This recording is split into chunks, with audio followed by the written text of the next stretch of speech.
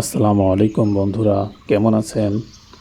আজকে আমাদের গ্রামের প্রাকৃতিক সৌন্দর্য আপনাদেরকে দেখাবো। তো চলুন শুরু করা যাক। তো আমরা বিকালে এখন চলে আসলাম আমাদের মাঠে। তো আপনারা দেখতে পাচ্ছেন মাঠ ভরা ফসল। এটা আসলে আল্লাহর রহমত। তো অনেক দিন পর বাড়িতে আসছি, এই কারণে ভাবছি যে মাঠ থেকে একটু ঘুরে আসি। আগে একটা সময় ছিল যখন বিকালে মাঠে এই সময়টাতে খেলাধুলা আড্ডা করে এই সময়টা পার করতাম। আমার সাথে এখন আছেন আমার চাচাতো ভাই।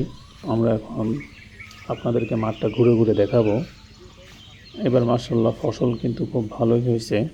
এটা মনে হচ্ছে যে এখনও কাটতে 1 মাস সময় লাগবে, কারণ ধান পুরোপুরি এখনও পাকে নাই। এই হলো অবস্থা। তো আপনারা দেখতে থাকুন।